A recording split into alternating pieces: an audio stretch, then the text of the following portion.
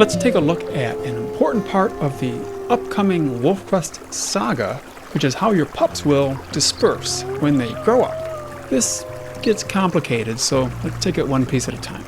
So first, as the years go by and you're raising pups, each litter, the pups that survive, grow up, and sooner or later they will disperse, heading out on their own to find or form a pack. Wolf pups typically disperse in their second year, but really it can be anywhere from when they're about 15 months old in the late summer of their yearling year, or they could be 3 or 4 years old. The greatest odds are when they're 2.5 in the fall of their second year. Now, like humans, dispersals head out to find their way in the world, but they are not always successful, and occasionally they will come back home, live in the basement for a while, before they decide to take another crack at dispersing. And so you might see a pup decide that maybe they like the food at home and come back for a while after dispersing before they decide to give it another go. Now, since your pups are obviously known to you, you can keep an eye on them after they disperse on the known wolves panel. So here we have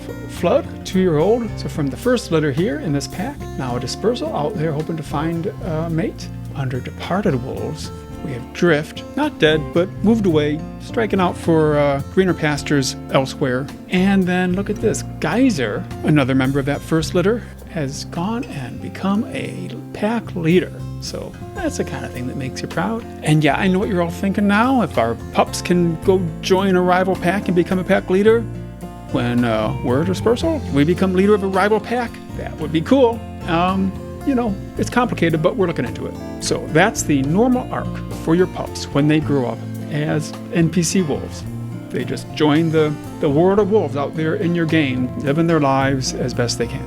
But of course, complicating this whole thing is the fact that your pups also become playable in the family tree. We wanted to design this in a way that would retain that option while also accommodating different preferences and role-playing goals and styles, and without getting too crazily complicated. So one aspect of this works just as it always has. When a pup reaches a certain age, it becomes playable in the family tree.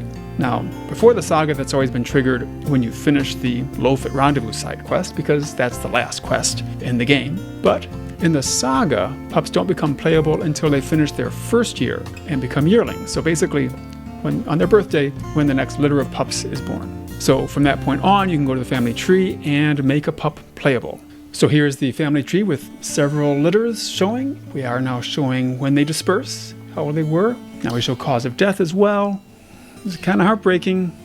The little pups that never had a chance to grow up. Here's how they looked when you last saw them. But for those who did survive to their first birthday, the Play as Wolf button is active, and it works just like it always has. You can choose to make them a playable wolf, decide if they're going to be an iron wolf, and proceed from there. The only difference is that they have to survive for a full game year instead of just 3 months. We thought about waiting until the pup actually disperses in that game to make them playable here, but that just seemed too restrictive, kind of annoying, because it could take several game years for that pup to disperse, and they might even die before then. So the first birthday seemed like a good compromise. Oh, and since that pup did already learn to hunt with their family pack in the Young Hunters quest in the fall and winter of their first year, they will skip the Learn to Hunt quest when you start a new game with them. Oh, one other point here. The unlockable coats work the same way as before. If a pup has an unlockable coat, then it's unlocked when you finish the Loaf at Rendezvous site quest when they're little pups. You don't have to keep them alive for a whole year. No change there. Same as before. So all that is still pretty straightforward. Where it gets complicated is the next part. We know that some players really want to play as their dispersed pups in the same game world or universe, with that continuity of location and rival packs and territories and time of year and all that. So when one of your pup disperses, you get this notification giving you several choices. You can play as that dispersed pup either right away or sometime later. Just makes a save right there at that moment. You can load it later. Or you can just let them disperse and keep playing as your main wolf. If you do decide to switch over, let's do that right now. Decide whether to make an iron wolf and do a quick save. Then that pup becomes your player wolf. You're now playing as that wolf.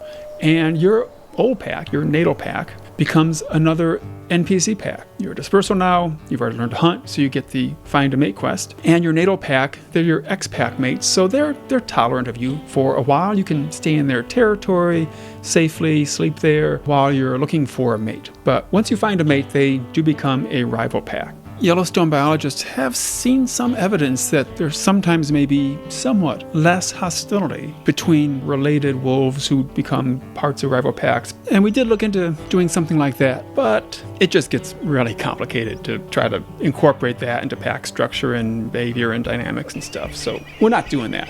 Dispersals and their former pack are still on civil terms. If you go back to say hi, they'll, wag their tails and socialize with you briefly, but they're not really that interested. They figure you've moved on. Unlike NPC dispersed pups, you can't go home again. And so you might as well move on and start looking for a mate. And once you find a mate or join a pack, from that point on, you and your old pack, you're rivals, you're competitors. There's no holds barred. So now, at that moment, when you switch to start playing as a dispersed pup, whether you switch right away or you choose to save a game to load later, that game universe of elk herds and rival packs and territories, it branches off at that moment from your main game. So initially, it's identical. Same exact world situation. Even the known wolves are wolves that you or your pack have met since you were about 6 months old. Any wolves that your pack encountered before that, that's before your memory really can call them a known wolf. But then, as the days and the months go by,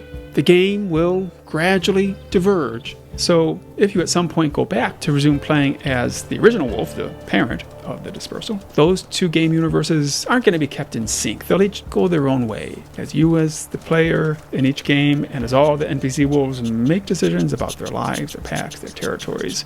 They'll diverge. So you see, the multiverse is coming to WolfQuest with branching universes and multiple realities. Might be a little bit weird, but we decided to do it this way to give players a lot of choice in terms of how to play as the pups who've grown up, while also offering some continuity for players who want that when they go off and play as one of their dispersed pups. So to keep things from getting really crazy, each grown-up or playable pup has one identity, one wolf save file. So if a pup becomes a yearling and becomes playable in the family tree, and you start a new game with them, but then later go back to the original game save when they're still a yearling and play through that, so they eventually disperse, and you want to play as that dispersed pup from that scenario, from that game universe, you'll have to override the other save with that pup, resetting its age back to whatever this dispersing pup age is. You can't have two versions of that pup, just like you can't have two versions of any of your wolves. It's one wolf identity. Okay, so that's the gist of it. We might make some tweaks to this as we continue to playtest the game, but I think it's shaping up. I think there's a lot of possibilities here for fun and entertaining games and roleplay and storytelling. We are excited to get the saga out into everybody's hands, but we do have a few more features to finish and a lot of playtesting and bug fixing to do. But it's really shaping up, and it's definitely coming out later this year.